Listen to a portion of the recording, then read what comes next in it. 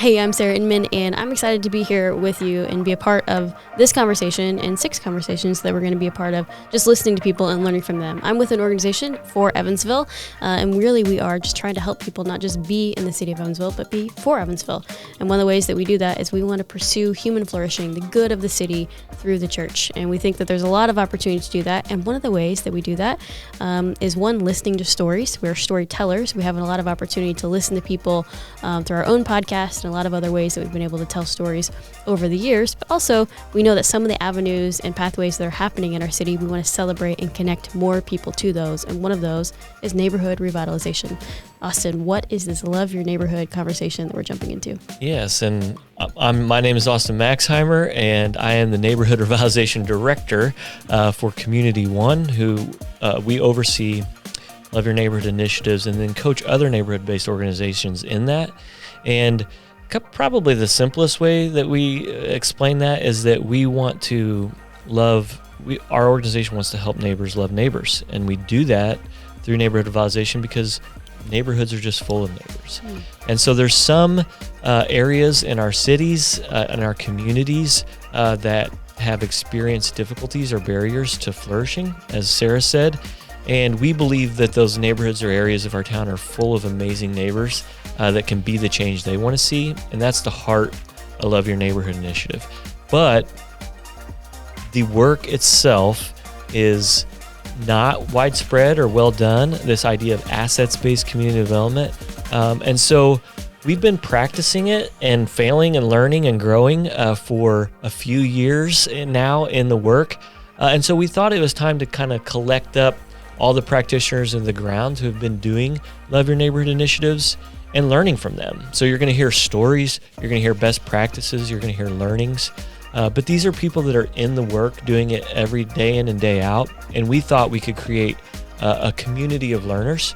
And so we're inviting you as potential neighborhood-based organizations that are interested in the Love Your Neighborhood initiative to sit back and learn and grow and contribute your own voice to this. And so that's what these 6 sessions are all about. And we look forward to you guys interacting with us and learning and being co-conspirators in this great idea of creating flourishing neighborhoods. So without further ado, we're going to jump right in and learn from a neighborhood.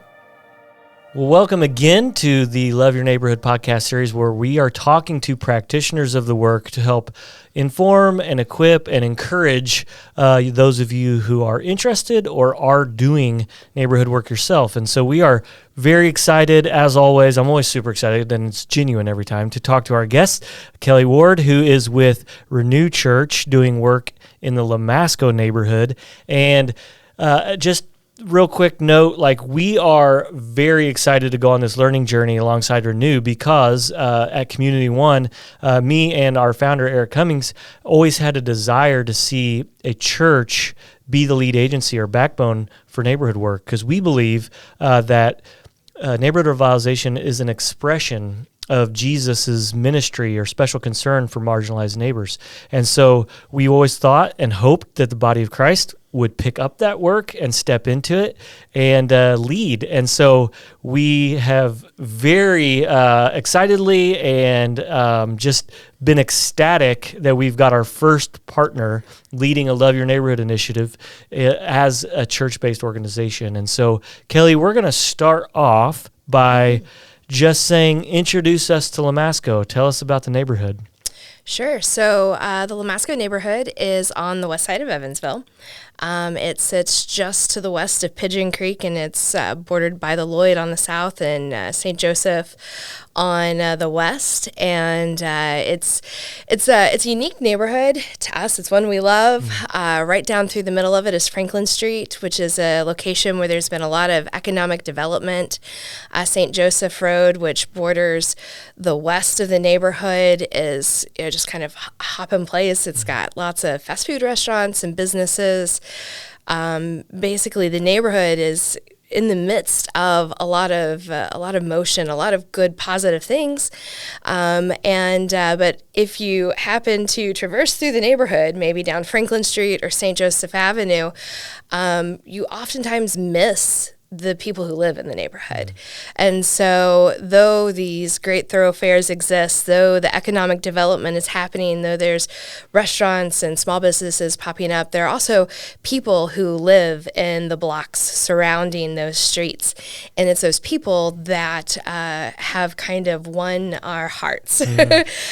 We, over the last few years, have had the opportunity to build a relationship with them. And they're people with strengths and with struggles, just like the rest of us. A lot of people who work really hard. A lot of people who have strong family units that are doing their best to get by, and sometimes they're making it, and sometimes they're not. And over the years, we have just kind of learned to enjoy and love and be a part of this community of people that exist in the midst of some really other exciting things, maybe economically and developmentally, but it's the neighbors of Lamasco that really make the neighborhood stand out to us. Well, and you do not have a urban planning or community development degree, so tell me how you stumbled into this work. Now, I wasn't sure whether to ask it from the Renew standpoint or the Kelli standpoint, so I'll just let you kind of share the journey the way that you would like it to unfold. But I think it's just would be very interesting because we've heard from everyone from homemakers to social workers to ministers to a Christian rap artist, factory workers that are implementing this work on the ground. And so your unique story, however you want to tell that, I would love to know how you got to the work that you are doing today. Sure. Well, part of my story can't be detached from Renew, so how about I kind of tell them together? Okay, sure. All right, so Renew Christian Church, we were kind of in the midst of our kind of progression and growth throughout the years. There were some big changes structurally that happened to our church. We were a multi-site, and then we were independent. I had been on staff there throughout that journey, and we realized along the way that we were good at doing a lot of things, but we were not good at engaging with the neighbors that were closest to us. And so, you think, hey, here we are, this church, we're supposed to love our neighbor, and we don't even know who they are, right? So we began to just spend time in the neighborhood. We started by prayer walking. We started by taking food down and sharing meals in the neighborhood. But essentially over time, we grew more and more dissatisfied with all of the models and things and tools that were readily available to churches. The things that we had done in the past, we knew that they had never worked, right? Yeah. Things that we had participated in felt fluffy and like they were for show. Things that were focused on us instead of our neighbors, things that left us maybe feeling really positive and good, but the impact in the community was uncertain, unknown, or maybe even harmful. And so out of that dissatisfaction, we just started ruling things out. Like, okay, we're gonna do this. No, that's not it. Or we're gonna try that. No, that's not it either. And thankfully, along the way, God brought us to some conversations with Community One, and we learned about ways to invest in a neighborhood, ways to be participants in a neighborhood, ways to be present in a neighborhood that would accomplish something, that would be impactful. And so we were quick to say, hey, that's the route we want to take. That's the road we want to walk down. And thankfully, God has opened doors for that in a lot of ways. So I can't even remember the original question. Did I get it answered in there somewhere? Yeah. Just the journey of Renew and Kelli personally, going from, maybe more traditional church approaches or church staff positions to doing the work today. So I think you answered, but if you want to add anything. And we're pastors, we're churches, we're theologians, we're worshipers, and all of that plays into why we love Lamasco, why we're engaged in our neighborhood. But they weren't necessarily skills that equipped us to do that work. So I personally went to seminary, had theological training. I can do a good little bit of like Greek translation, but like, how do I have a conversation with someone who maybe doesn't look like me or lives in a different environment than I do? So it was out of a kind of a dissatisfaction with all the tools and resources that we had that kind of brought us and led us to neighborhood revitalization. Yeah. I know you've got a question. I have so many. There are a couple but I'm trying to think. I don't want to jump too far ahead, but maybe this will help. Maybe it won't. Maybe it jumps us too far ahead. But as you're thinking about that, as you were saying that, I was thinking, man, what was that like? The first few conversations you did have, what were those conversations, as you meet neighbors? And I think a lot of us have this mindset of like, oh, I have to have all this figured out before I just meet someone. Can you share what your experience was like? The first few times you met a neighbor, whether it was at an event you guys had, or maybe it was just, I know that you guys have been tracking just doing things in the community. Yeah, so one of the conversations I was thinking about earlier today took place before we even knew that neighborhood revitalization was a thing, right? Mm-hmm. So after we realized that we had engaged lots of people like us on the west side, but not our neighbors that we were worshiping right in the midst of, we started prayer walking at the closest green space we could find, which was the 11th Avenue Park. Mm. And after several months of prayer walking, we thought, well, hey, what would it hurt if we brought down a grill and had some hamburgers and hot dogs, and maybe we could, kind of share some food and a table with our neighbors. And so we began to do that, and literally popping a grill up in the back of somebody's pickup truck and dragging it down there and sitting around. And that was probably some of the most fulfilling weeks, months, I don't even know how long it was, probably about 1.5 years of ministry that we had in the neighborhood, because we had no agenda. Like, we were just there to get to know people. Mm-hmm. We didn't come down with T-shirts on with our name on it or information about church services. We were just showing up and sharing food, sharing space together. And one day I was sitting on a bench. My kids were playing on the swing set, and a mother with a kid in a stroller and some other kids playing on the swing set were sitting there together. And she looks at me and she goes, "So why are you doing this?" And I'm like, "Man, we're just here because we want to get to know our neighbors." And she said, "No, really, why are you doing this?" And I'm like, "Oh, okay." And so I expressed to her, I said, we want to be part of community. We want to know people, and we want to care about people. And we think that that's something that our neighbors share. And so we're just coming open-handed, hoping to build relationships where we care about each other because we know each other. And she's sitting there and she looks over and she goes, "I think I want that too." Oh, wow. And I was like, "Oh, that's it, right? We just want to know one another, care for one another." And it was just kind of beautiful and fun. We got to learn people's stories. We'd show up with hamburgers. Somebody else would show up with watermelon, and we just enjoyed learning about each other and building trust and transparency and relationship. So, yeah. That's really good. I also have another question because I told you I had a couple. And this is more from, specifically from the ministry, church building, institutional church side.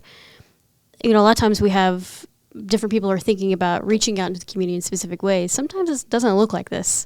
Probably many times it doesn't look like this. Did you get any pushback from people as you started talking about, hey, this is something we're going to do, as you guys started talking about it? Wow, that's a really good question. I would say that we didn't necessarily receive pushback, but we did have a lot of questions, right? So our church family, we have all kind of grown up in, kind of like the traditional forms of evangelism and sharing the gospel. And so there were a lot of questions about, well, how is neighborhood revitalization, evangelism? Is that going to accomplish the same things? Are we going to get to tell people about Jesus? But it wasn't out of pushback, right? I think our church family, when we got to the point that we were able to express, we understood neighborhood revitalization, and we had begun to understand how it would be part of our church and how we could participate in it. There was a lot of excitement in that because we shared the discontentment, right? We didn't want to just show up with an item that we thought the neighborhood needed, right? Like we wanted to bring impact and transformation. We wanted to be mobilized. We wanted to be with people, and so it fit all those kind of desires that we had kind of collectively hungered for and wanted. And so the pushback wasn't there, but then the questions, certainly were like, how can we accomplish this as a church was a big one. Like there's not many of us, and that's a huge task. And we were reminded that there's a whole lot of people that live in the neighborhood to join in that journey with us. But there were questions, not necessarily pushbacks, if that makes sense. Yeah. Well, and that is perfectly timed question, because that was where I was going to head next was, you've done a very responsible job, as a good pastor should do, of caring for your congregation, for your flock. And by that I mean you're bringing them along very slowly, whereas I would have probably got frustrated already and just ran out into the neighborhood. You always remind me during our weekly coaching time that the goal is not for Kelly to go do the work or Ryan to go do the work. It's for us to do the work and for the people of God to step into their mission and their calling. And so you've done some great things to bring the congregation along slowly. I wonder if you can just share some of the things that you've done to cultivate that within the church. Sure, absolutely. Well, maybe I'll start with pointing out, like, having conversations with people, meeting people, getting to know people, loving people are things that I think communally at our church are our strengths, right? Like that's easy for us to do. The interviews, the research, the structure, that's the part that's a little more difficult and that we're having to learn as we go. So we started by doing some learning sessions with you, kind of breaking down the structures and the systems that as a church we'd maybe cling to in the past, and showing how neighborhood revitalization is effective in a responsible way to be a part of the gospel ministry. Then as we sort of cast the vision for loving Lamasco and neighborhood revitalization, we began to challenge our people to be present. Now, we had done a lot in the neighborhood. They were used to showing up in the neighborhood, but they were used to showing up together. They were used to showing up with a task that they had signed up for, and they were used to having, a start time and an end time. And so we knew, man, we need to blow out some of that structure. So this spring, we spent some time just challenging our people to be present in the neighborhood. No agenda, no check-in, no task to do. Just show up and be present. Listen, learn, look around, on their own time. On their own time, not together. In fact, when we made that first announcement to our church family, I had a gal meet me in the atrium, and she said, "So where am I supposed to be and when?" And I was like, "Wherever you want to go, and whenever you want to do it." So well, haven't we? Yeah. So, but over about a month and a half's time, we saw our people slowly showing up, and we had done this thing where we put a map up, and people could put stickers on the map of, where they had been present in the neighborhood, and then other people could get ideas.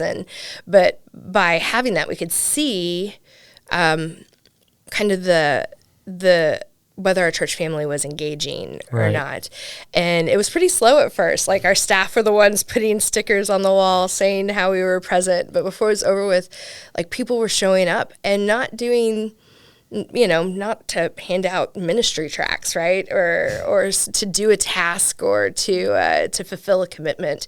They were showing up to be present, to play in the park, to take a walk, to eat at the local restaurant, to check out a book from the neighborhood library, and they had found ways to be present in the neighborhood, and that's something we continue to do. Now we know from there we have a lot of work to maybe match our skills of, talking to people, building relationships, and making those impactful conversations. So meshing what we do naturally with the framework that's available to help us do things intentionally. Yeah. And so that's our challenge for this next season that we're walking into. Yeah, and I just want to pause there for a second because it hits on a dissonance points that we've had. So as a neighborhood-based organization, as a nonprofit, not a church, we have a great desire to see the people of faith, people following Jesus, to come and see our work and to meet neighbors and just to be present. And one of the tensions that we feel is that people, they have a servant's heart. Like they're followers of Jesus, they want to serve. And I think that's an inheritance of our faith and a good thing that we should affirm. But we have programmed people, whether it's because they're supposed to serve from 9 to 10 in nursery or lead a small group from 6 to 30 to 7:30 on a Tuesday night. Like we've programmed for them to do a task, just like you said. And so one of the things that we often say is, well, we just want you to go be present in the neighborhood. Just come, bring a lawn chair and sit with the neighbor during movie night. Come to the 3-on-3 basketball tournament and just cheer on the teams. And that is it's just like a blank stare for the people that when you're trying to encourage them to do it, because it's so far beyond their paradigm. And so I don't want to fly past the importance of what you did there. So some of the things I just want to draw out. You hammered the same point for 6 weeks in a row. That is really important, right? So they heard the same application point over and over and over and over and over and over again. Then you gave them a tool, right? So it's just that they didn't have the skill to be present yet, but you gave them a tool that made it really easy for them, right? With the map and the stickers. And then the third thing is that you created a collective consciousness of what you were all doing together. Even though they were going on their own, everyone was doing it. And so as stickers started getting added to the wall, they're encouraged. And so when Scripture talks about equipping the saints for ministry, you guys, you did that that is more than just sitting in a classroom and getting a content dump. You completely exhortation, encouragement, skills and tools and equips. So I just want you guys to be commended in that. And just as I say, you guys have been innovators in the work alongside of us already, only not even a year in. That kind of stuff is just so powerful. So thank you for leading in that way. Yeah. Well, in that regard, we recognize, sitting at the end of that 6 weeks,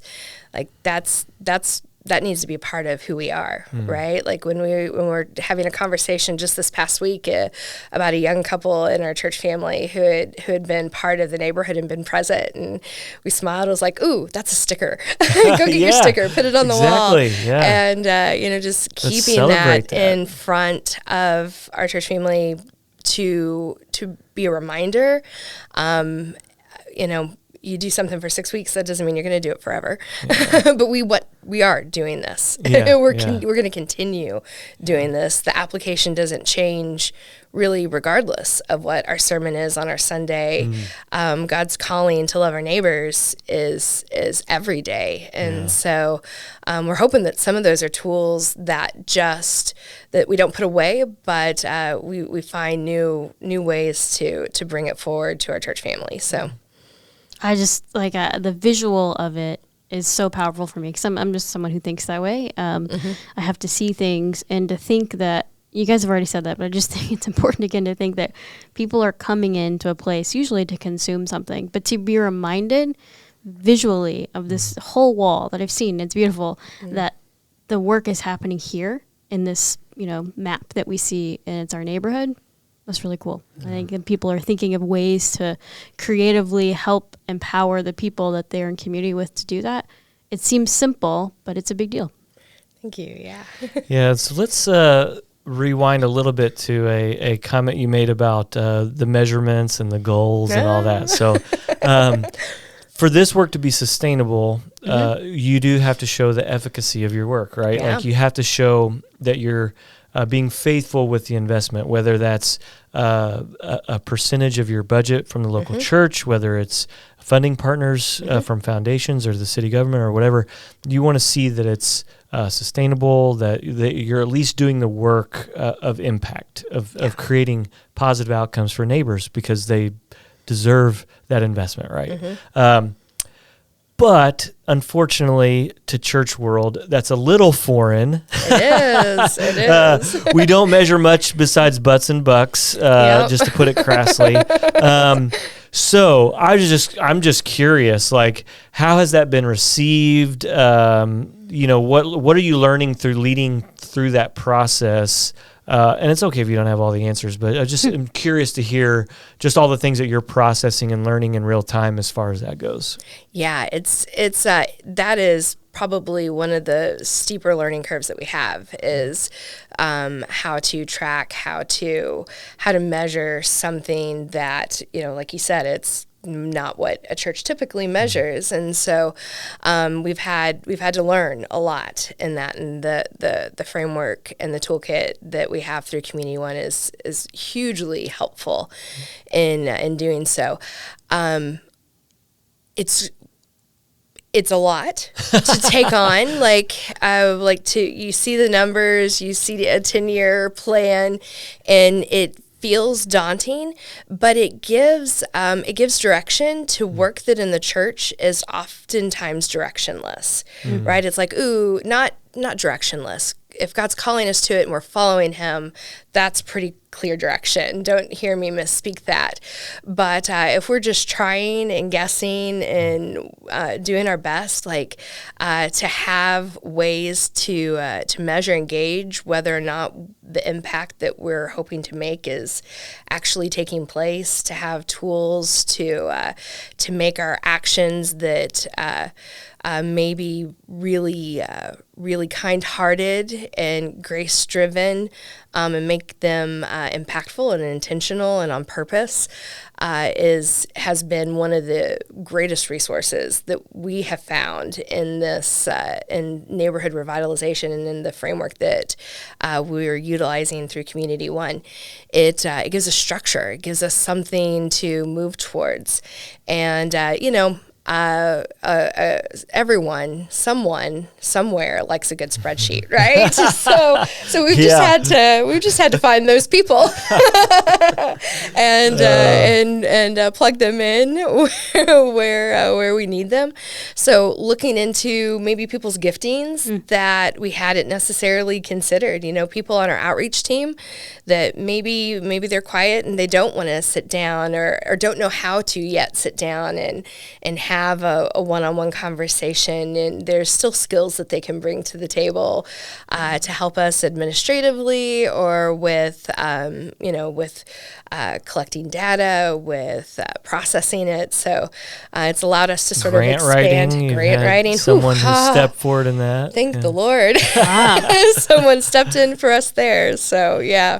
Let's sit on that for a little longer. The talking point of the outreach ministry being the leaders to drive this forward. Because if you're a church out there who's potentially interested in picking up a Love Your Neighborhood initiative, it may be helpful to understand that, like, Kelli is not necessarily like the outreach pastor, right? Like, she's helping coordinate, but it's really being driven through a collective team approach that are volunteers as a church. And so that's so cool. And it's very different than our other neighborhood-based organizations who employ a full-time neighborhood champion on the ground. You guys are doing it from a church-based perspective as a ministry team. And I just think that's so cool. So can you talk about kind of the structure of that for a while? Yeah. So I realized all churches have different structures and ways they organize. We use a very team-driven approach. We focus on giving empowerment and ownership to the people who are participating in what we do, and then our staff and our pastors come along and support that. So our team meets together. We've learned together. We have cried together. We've rejoiced together. We've gone through these conversations, together to get to a clear, unified direction.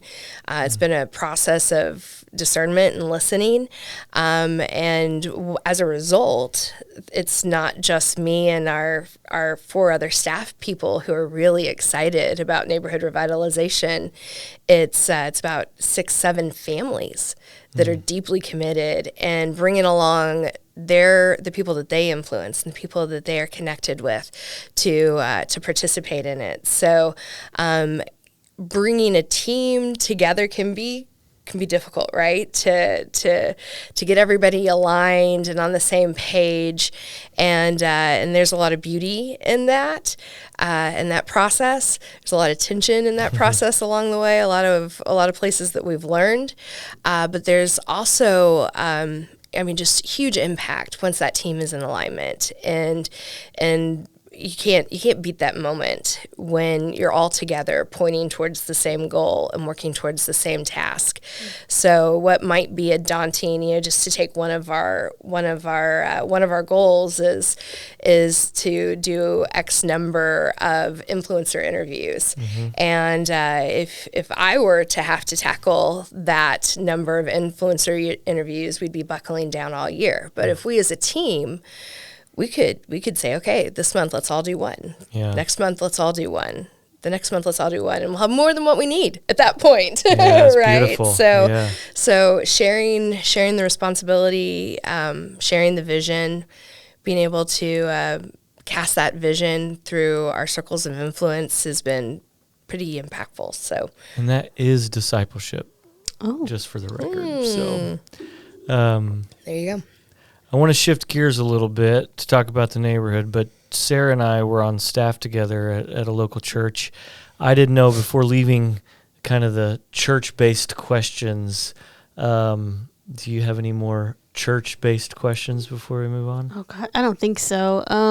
I think it was just interesting, even I got to serve on a day with Kelli and a lot of people in the Lamasco neighborhood not too long ago, and it was just a really good reminder of what I've always loved about ministry in general, is what you just said. You're not doing this alone, and going in and doing something just for the joy of loving the city and loving the people in it. And so I think it's just a reminder for me of that stuff is still happening, and it's exciting. So I don't have a question. That was just more of a thought. That was good. That event feel free was to contribute anytime on your comments. Thanks. That event was, in my mind, a benchmark for us as a church.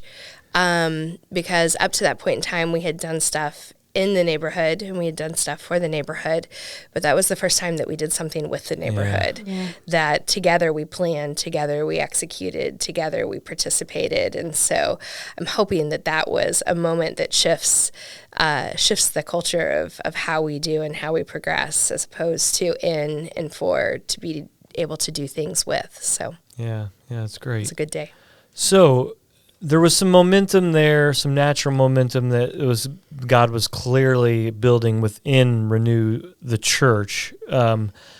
There wasn't as much momentum in the neighborhood association. In fact, it has been defunct for a couple years.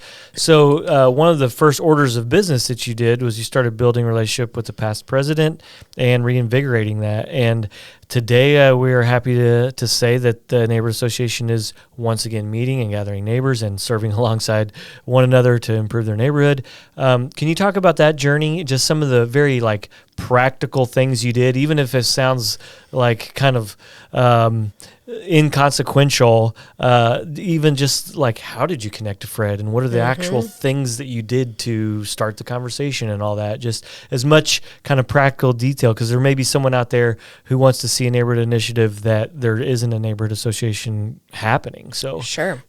yeah. So we looked up, we Googled. Use the old Google. Yeah.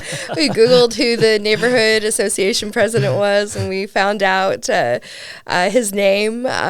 Thankfully, they listed a phone number and an email. Great. So we called. You kind of say some of the practical things. We called multiple times. We played phone tag. And after about a week and a half, I was like, man, I don't know that they want to talk to me. But we kept calling, and we didn't allow anything to be an excuse, right? Like email, phone tag. We just continued until we made that connection.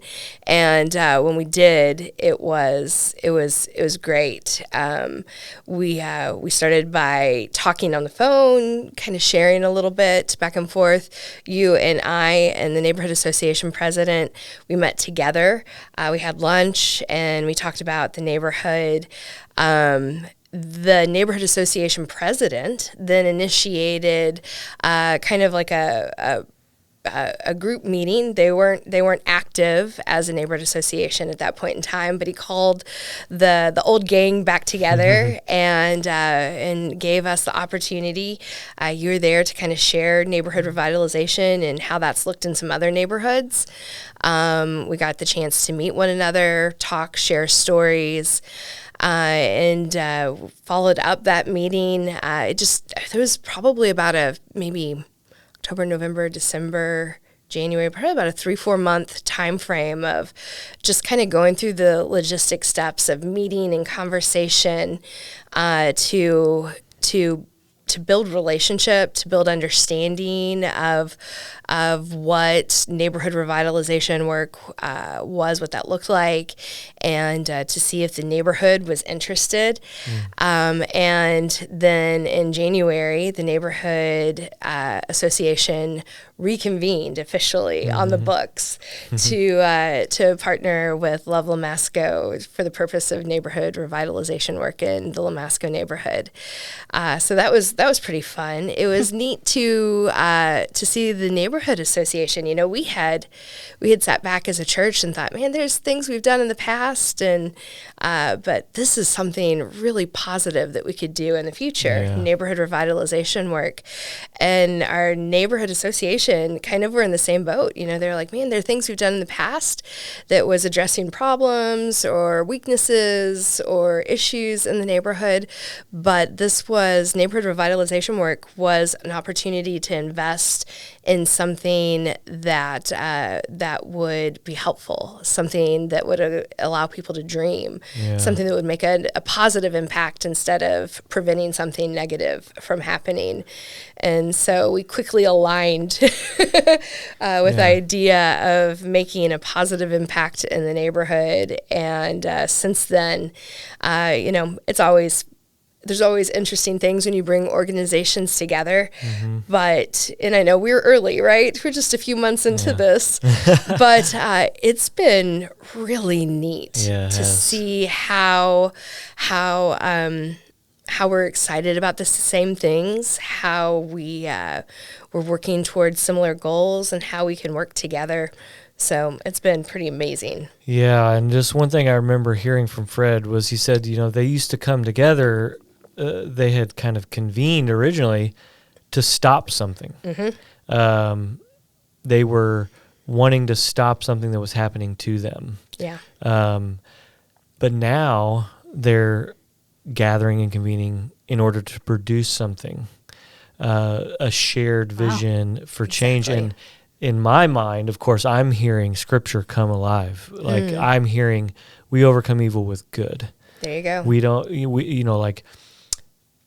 This is the gospel. When you talk about neighborhood revitalization being evangelism, evangelism just means the good news. And when a neighbor is saying, we're coming together to produce good in the world, they're sharing the gospel of Jesus Christ, at least a part of it, not the whole thing, but a part of the gospel. and they're verbalizing themselves. That's even better than you sharing it or someone else sharing it. Like, that's incredible. That's absolutely incredible. And so what's happening next month at the Neighborhood Association meeting?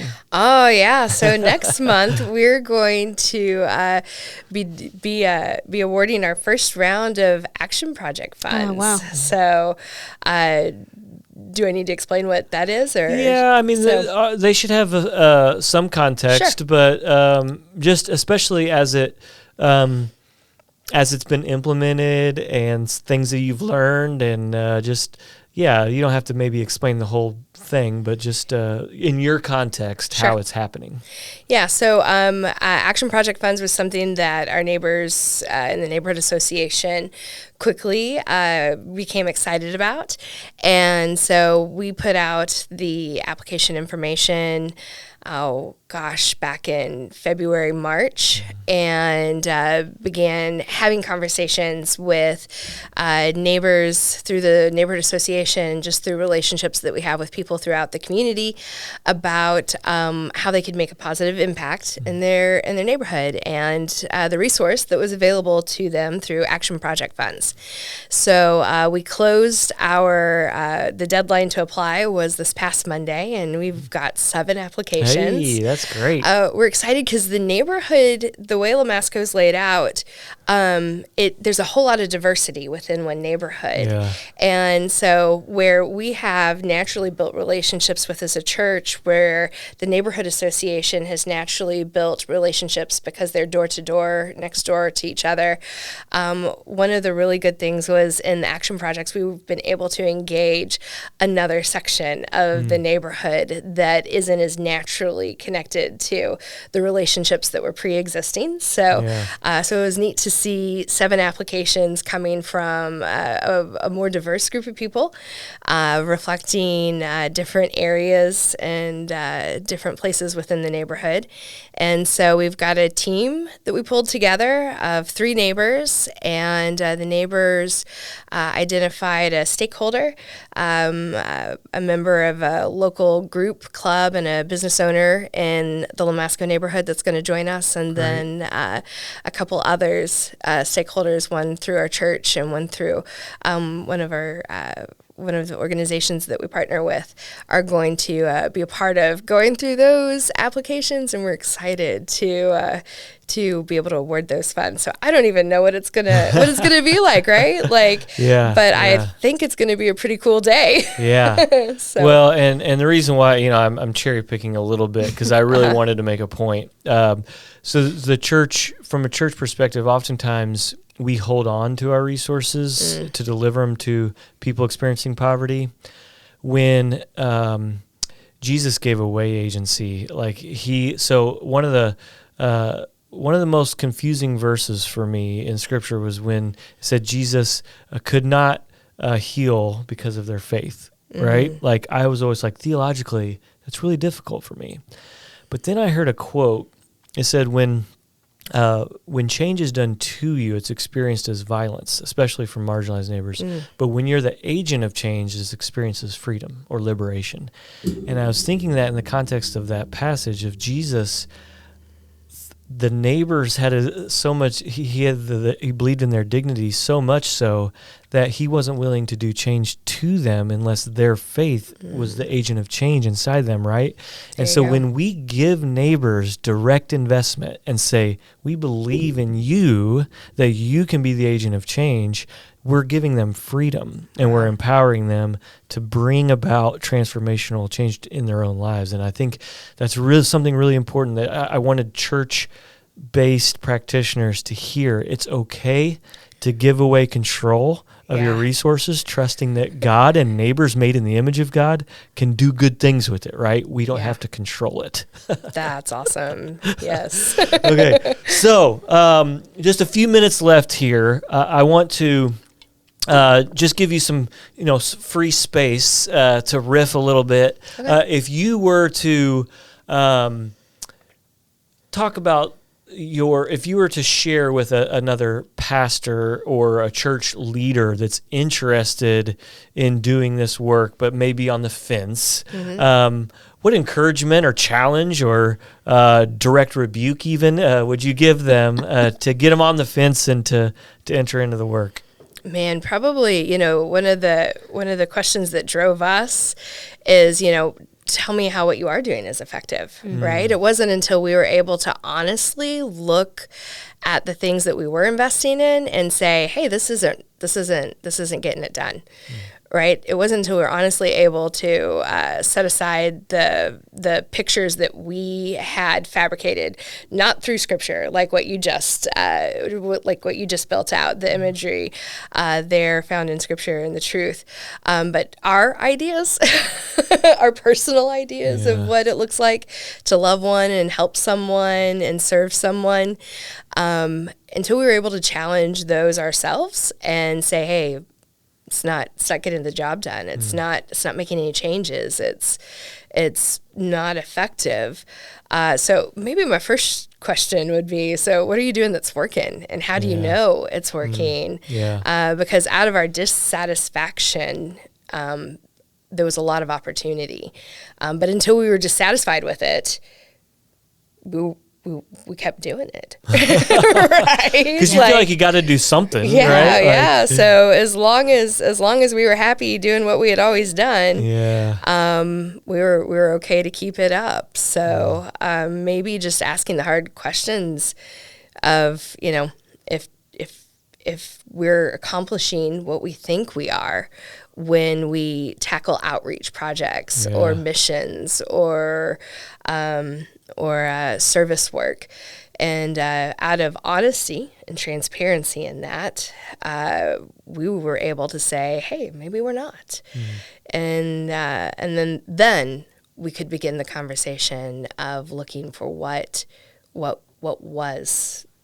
could help us reach those goals, what could help us build the kingdom of God in the community that we were in. So that would probably be my first. That's not really inspirational, but it's where we started. Yeah. Well, I would say Jesus wasn't always inspirational. Well, sometimes he was a good challenger. There you go. Yeah. What personal encouragement from a leadership perspective have you gained through leading through the process? Yeah, I think that thinking about our church family from that side of things, people are so much more adaptable than what we think, right? They are so excited to be a part of mission and ministry and God's calling, and so seeing people take ownership to things that maybe we wouldn't have released in the past is encouraging. It has been unbelievably encouraging to see the relationship with the neighborhood association grow. To see two groups, one that is very rooted in faith, and it's a church, and one that is not, and to see the two come together with you would expect a lot of conflict, and I mean, we're ready to address conflict. We're not afraid of that if it ever comes, right? Or differences, we're ready to work through and resolve those or have critical conversations along the way. But as of right now, it's just been steeped in a lot of beauty and in a lot of love for people and a lot of love for community. And so that's been encouraging, just how much once we were identify where the Lord was leading us, how quickly he brought alignment to the people we were leading and also to the people that we were loving. That's really great. And I'll just say, people are amenable to change and adaptable if you lead well. Oh. And you guys have led very well. And I just wanted to commend and encourage you in that and say it's been a true joy. And I've been definitely a learner in watching you guys lead through that process. So thank you for stepping into that. Do you have any parting comments or questions? I don't think so. I think one question, I hear a lot of people talking about or thinking through is, what they want to see in the next 5 or 10 years. And I don't know if you guys have a thought of what you want to see different in at that time? Yeah. So, there are a lot of things when you look at demographics in a community that you'd love to see, tip positive, higher education, less domestic violence, things like that are easy to measure. But I think the thing that drives is that we hope that there is a greater level of hope. Like every community, whether it's Lamasco or any other neighborhood in Evansville, is going to have struggles. It's going to have strengths. It's going to walk through difficulties of their own. There are different dynamics, but what we feel neighborhood revitalization does is it brings the gospel, which brings hope, right? There's hope, there's opportunity, there's good news, not just the negative, not just the bad news. And so in the 10 years, I hope a lot of things happen, but most importantly, I hope that people recognize the hope that's available to them, right? Yes, through Jesus as a church, that's a huge goal of ours, right? But also through love and through community and through togetherness, through the kingdom of God. So, yeah. That's good. And that is a great sending us out closing comment. Kelli, I just want to say thank you to you and Renew Church for loving Lamasco. And if you are a neighborhood, or if you're a church that is interested in serving as lead agency in the Love Your Neighbor initiative, there's no one better to talk to that I know than Kelli. And so we can, with her permission, we can share her direct information. You can have a conversation with her, which would be much more impactful than having one with me. So thank you for tuning in, and I encourage you to take the next faithful step to loving your neighborhood wherever you are.